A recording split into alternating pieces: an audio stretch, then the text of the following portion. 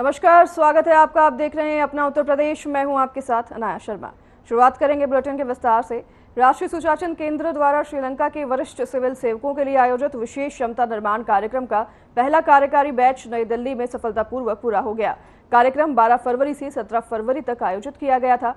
कार्यक्रम में श्रीलंका के प्रधानमंत्री के सचिव अनुरा डिसानेके के नेतृत्व में श्रीलंका के 14 वरिष्ठ सिविल सेवक अधिकारियों ने भाग लिया और प्रमुख विभागों और मंत्रालयों के प्रतिनिधित्व करने वाले वरिष्ठ अधिकारी शामिल रहे।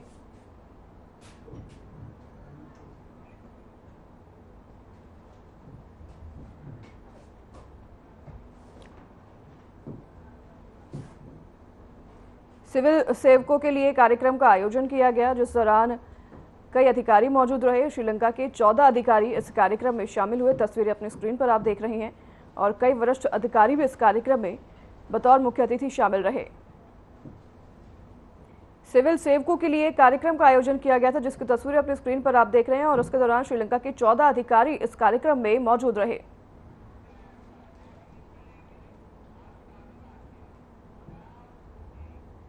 अबू धाबी में बाब्स मंदिर के उद्घाटन के बाद भारतीय नागरिक से हमारे चैनल हेड ने बात की, जहां लोगों ने पीएम मोदी को धन्यवाद देते हुए खुशी जताई। वहां के लोगों में भी धर्म को लेकर काफी आस्था नजर आई।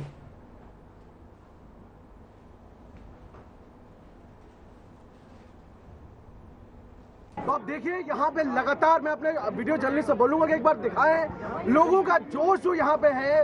ये भारतीय संस्कृति के वो लोग हैं जो अपने धर्म के प्रति जो आस्था उनकी है, उस आस्था के साथ वो यहाँ पे हैं।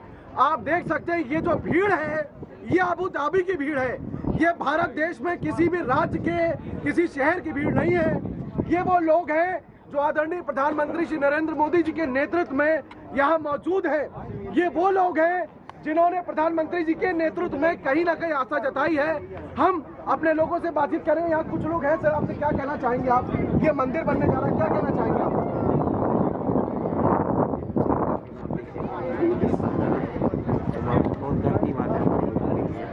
बहुत गर्व की बात है। अब हमें तुरंत बोला जा रहा है कि तुरंत यहाँ से चले, लेकिन हम एक आखिरी वर्जन लेंगे यहाँ से। मैम, आप यहाँ पे आई हैं, यहाँ पे मंदिर में कैसा लग रहा है आपको? क्या बोलना चाहिए आप? रिपोर्टर हो गया, थैंक यू। तो आप एज अ जर्नलिस्ट बताइए कैसा लग रहा है? बहुत अच्छा लग रहा है। सब समुदाय के लोग आ रहे हैं इतनी खुशी से और इतने सज धज के आ रहे हैं और उनके अंदर इतना उत्साह है कि देख के ही मजा आ गया हमको। 18 फरवरी से आम जनता के लिए ये मंदिर सबके लिए खोल जाएगा। वीडियो जर्नलिस्ट सपना चारण के साथ मैं ब्रिजमोहन सिंह रघुवंशी, साधना टेलीविजन के लिए अबू धाबी यूएई से। लखनऊ के राजभवन में प्रादेशिक फल शाकबाजी एवं पुष्प प्रदर्शनी 2024 के शुभारंभ कार्यक्रम का आयोजन किया गया, जिसमें राज्यपाल आनंदीबेन पटेल और सीएम योगी आदित्यनाथ ने शिरकत की और प्रदर्शनी का शुभारंभ किया।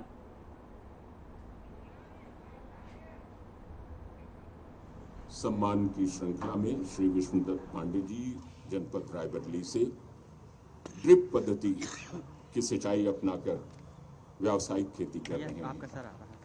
बेर की फसल 400 कुंटल उत्पादन प्रति वर्ष प्राप्त कर रहे हैं।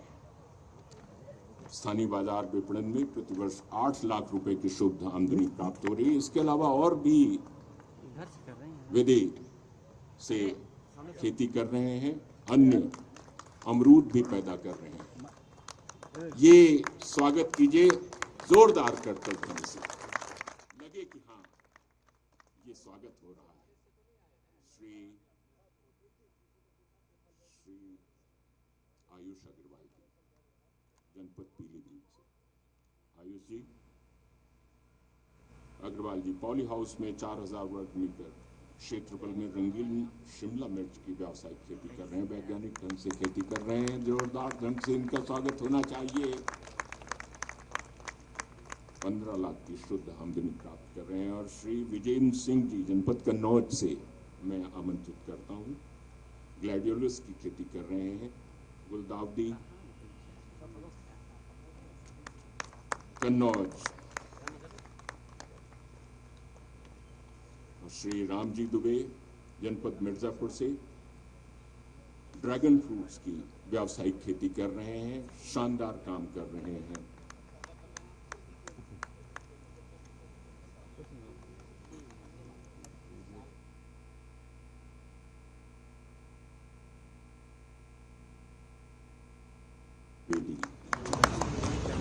पॉली हाउस में 2000 वर्ग मीटर रंगीन शिमला मिर्च।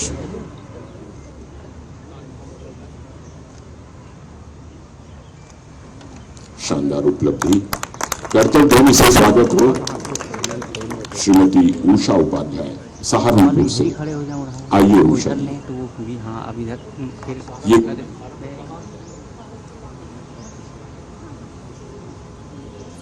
मौन पालन कर रही हैं आप। शानदार कार्य, बहुत अच्छा शहद का उत्पादन। श्री अनंत पोतार, जनपद बुलंदशहर। हाइड्रोपोनिक्स द्वारा केला।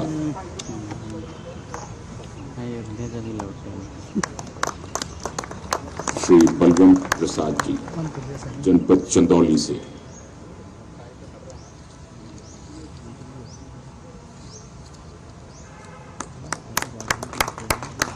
मसाला मिर्च श्री प्रकाश सिंह जी, जनपद आजमगढ़ से।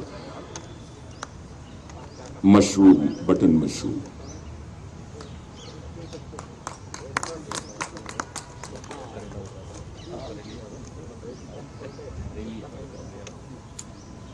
कैसे खड़े हैं देख रहे हैं।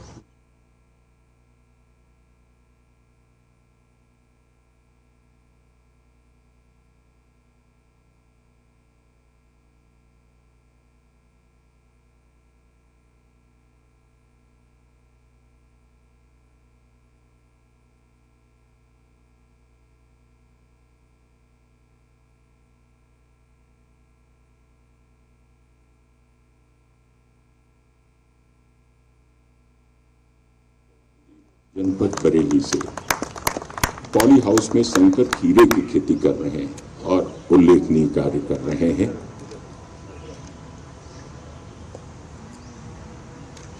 संकल्प से सिद्धि की ओर, समृद्धि की ओर श्री इंद्रजीत पटेल जी, जनपद प्रयागराज से संगम नगरी से आए हुए हैं। पटेल जी 2 हेक्टेयर क्षेत्रफल में लाल अमरूद की खेती करते हैं। इलाहाबादी सुरखा अमरूद।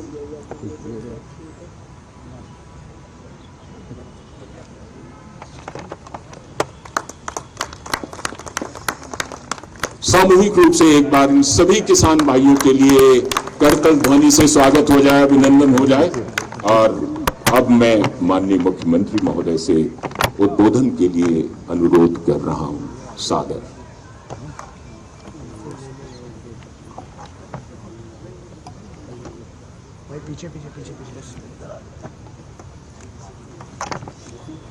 राजभवन प्रांगण में आयोजित प्रादेशिक फल, साग भाजी एवं पुष्प प्रदर्शनी 2024 के शुभारंभ कार्यक्रम के अवसर पर अपना मार्गदर्शन और आशीर्वाद प्रदान करने के लिए यहाँ पर उपस्थित प्रदेश की आदरणीय राज्यपाल महोदया, प्रदेश सरकार में मंत्रिमंडल के मेरे सहयोगी उद्यान मंत्री श्री दिनेश प्रताप सिंह जी, प्रदेश के मुख्य सचिव श्री दुर्गा शंकर मिश्र जी, कृषि उत्पादन आयुक्त श्री मनोज कुमार सिंह जी,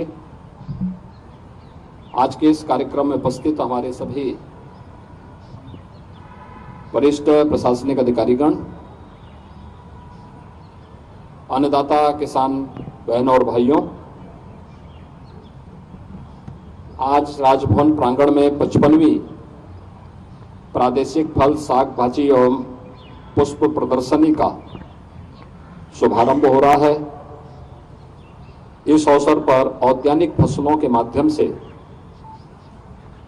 अपनी आमदनी को कई गुना बढ़ाने वाले सभी अपने अन्नदाता किसानों का मैं प्रदेश सरकार की ओर से हृदय से अभिनंदन करता हूं, स्वागत करता हूं। मुझे प्रसन्नता है कि प्रतिवर्ष यह आयोजन राजभवन प्रांगण में होता है और बड़ी रुचि के साथ प्रदेश के औद्यानिक फसलों में अपनी आमदनी में रुचि रखने वाले और प्रदेश के विकास में अपना योगदान देने वाले हमारे किसान बंधु इस अवसर पर आकर के अपने अपने उत्पाद को इस प्रदर्शनी के माध्यम से प्रदेशवासियों के सामने रखने का कार्य करते हैं। हम सब जानते हैं उत्तर प्रदेश एक संभावना वाला प्रदेश है। भारत की आबादी का 16% हिस्सा अकेले उत्तर प्रदेश में निवास करता है। भारत की कुल कृषि योग्य भूमि का मात्र 11% उत्तर प्रदेश के पास है, लेकिन खाद्यान्न उत्पादन उत्तर प्रदेश में देश के कुल खाद्यान्न उत्पादन का 20% से अधिक शेयर उत्तर प्रदेश करता है।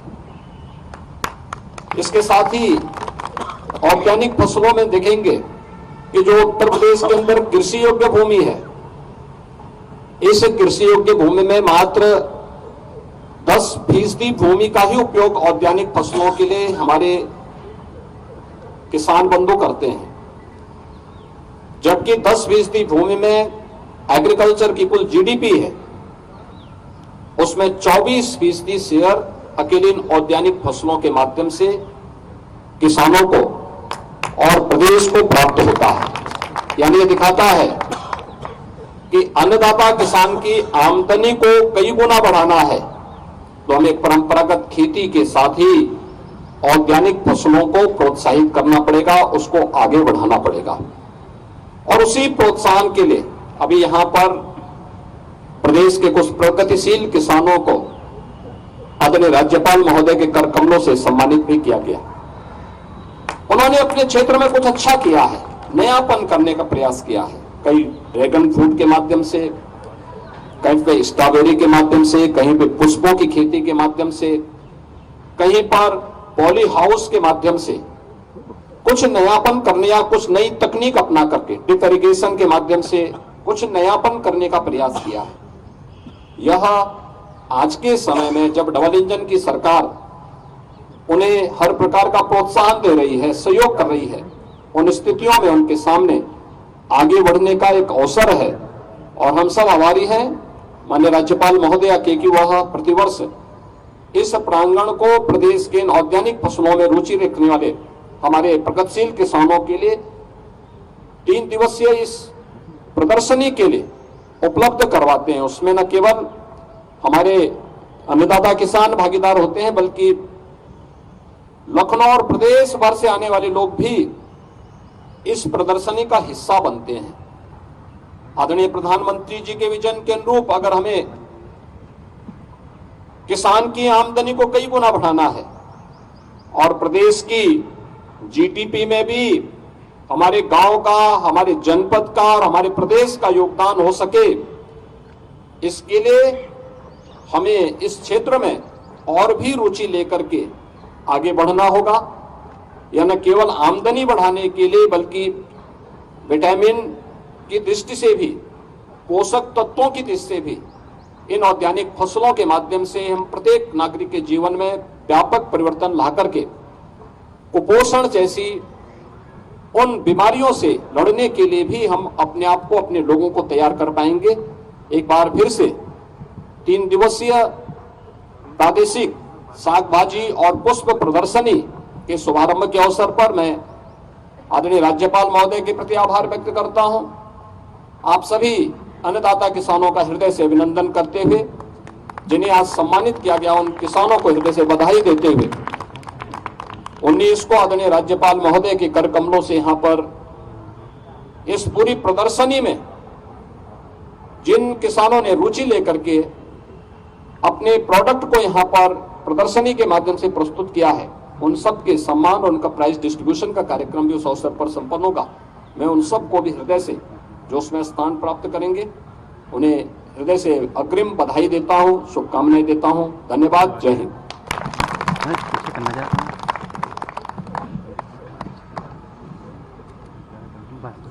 आप सभी से ये निवेदन कि राष्ट्रगान की धुन के सम्मान में अपने अपने स्थान पर खड़े हो जाएं।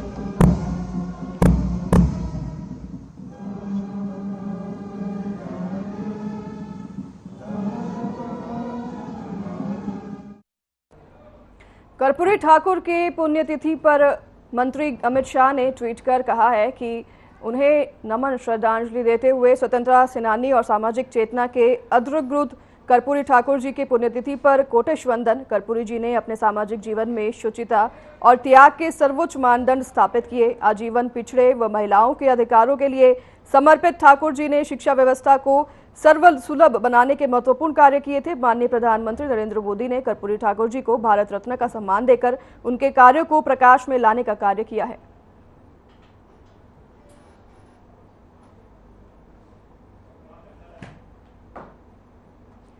कर्पूरी ठाकुर की पुण्यतिथि पर गृह मंत्री अमित शाह ने ट्वीट किया है। ट्वीट कर उन्होंने कहा कि स्वतंत्रता सेनानी और सामाजिक चेतना के अग्रदूत कर्पूरी ठाकुर जी की पुण्यतिथि पर कोटिश वंदन। उन्होंने आगे कर्पूरी जी के बारे में लिखते हुए कहा कि कर्पूरी जी ने अपने सामाजिक जीवन में शुचिता और त्याग के सर्वोच्च मानदंड स्थापित किए। आजीवन पिछड़ों व महिलाओं के अधिकारों के लिए समर्पित ठाकुर जी ने शिक्षा व्यवस्था को सर्वसुलभ बनाने के महत्वपूर्ण कार्य किए थे। उन्होंने ट्वीट करते हुए आगे लिखा, माननीय प्रधानमंत्री नरेंद्र मोदी ने कर्पूरी ठाकुर जी को भारत रत्न का सम्मान देकर उनके कार्यों को प्रकाश में लाने का कार्य किया है। बीजेपी के राष्ट्रीय महासचिव विनोद तावड़े ने दिल्ली के भारत मंडपम में प्रेस कॉन्फ्रेंस को संबोधित किया। उन्होंने क्या कुछ कहा, इस दौरान आपको भी सुनाते हैं। साथी है, जितने मीडिया के साथी हैं, उनके लिए अंदर हॉल में भी बैठने की व्यवस्था की है। साथ ही जितने कैमरा पर्सन हैं, उनके लिए भी झंडा तोलन के समय समझने पर वो अभिमान कर रहा है, गौरव कर रहा है। तो ऐसे फर्स्ट टाइम वोटर के पास भाजपा का कार्यकर्ता पूरी ताकत से पहुंचे। जो महिला वोटर है वो हमारे लिए सिर्फ वोटर नहीं है। तो जिस प्रकार का काम पिछले 10 साल में मोदी सरकार ने किया है, वो देखते हुए ये माता बहनों का आशीर्वाद हमको इस चुनाव में प्राप्त करना है और इसके लिए हम ज्यादा सक्रिय रहे, ये भी आग्रह से आदरणीय प्रधानमंत्री जी ने सबको कहा। पिछले 10 साल का केंद्र सरकार का कामकाज और स्वयं माननीय प्रधानमंत्री मोदी जी संवैधानिक पद पर आए हुए 23 साल हुए, एक भी भ्रष्टाचार का आरोप नहीं। ऐसे भ्रष्टाचार मुक्त, आरोप मुक्त, विकास के आधारित जो हमने सफलता पाई है, वो हम मतदाताओं के पास, सामान्य व्यक्ति के पास बात पहुंचाए कि 23 साल के कार्यकाल में इस देश में कोई भी ऐसी सरकार या संवैधानिक पद की व्यक्ति नहीं रही कि जिस पर कुछ आरोप हुए, लेकिन ये पहला समय है कि ऐसे आरोप मुक्त और विकास के आधार पर विकास युक्त ये सरकार, ये कार्यकाल रहा। ये जनता के पास ले जाने का आग्रह आदरणीय प्रधानमंत्री जी ने हम सब पदाधिकारियों को संबोधित करते हुए कहा। उन्होंने ये भी आग्रह से कहा कि विपक्ष इस चुनाव में तू मैं की राजनीति ज्यादा करेगा, अनावश्यक भावनिक मुद्दाओं को ज्यादा उछालेगा, लेकिन हमको विकास के आधार पर हमने जो गरीब कल्याण का काम किया है, उस गरीब कल्याण के काम को लेकर ही आने वाले दिनों में हमारा कैंपेन होगा। हमारा मतदाता तक पहुंचने का एकमात्र टारगेट विकास के आधार पर, गरीब कल्याण के आधार पर देश को दुनिया में गौरव के स्थान पर ले जाने के आधार पर हम जनता के पास जाए और आने वाले चुनाव में उनका आशीर्वाद प्राप्त करें, ये भी आग्रह से हम सबको संबोधित करते समय आदरणीय प्रधानमंत्री जी ने कहा। इसी बैठक में भारतीय जनता पार्टी के राष्ट्रीय अध्यक्ष आदरणीय जगत प्रकाश नड्डा जी ने यह 10 साल की विकास यात्रा एक अभूतपूर्व यात्रा रही, जो प्रधानमंत्री मोदी जी के नेतृत्व में हम सब कार्यकर्ताओं ने पूरी ताकत के साथ इस यात्रा में हम सम्मिलित हुए। इसमें सबका साथ, सबका विकास, सबका विश्वास, सबका प्रयास, ये जो मोदी जी ने कहा उसको शब्दशः सत्य में लाते हुए भारतीय जनता पार्टी के लाखों करोड़ों कार्यकर्ता देश में जमीन पर जुटे। गरीब, युवा, किसान और महिला, इसको लेकर जो इस मोदी सरकार के द्वारा काम हुए वो जनता तक ले जाने में पार्टी का कार्यकर्ता सफल हुआ। लगभग गांव चलो अभियान में 7.5 लाख से अधिक गांव तक भारतीय जनता पार्टी पहुंचने में सफल हुई।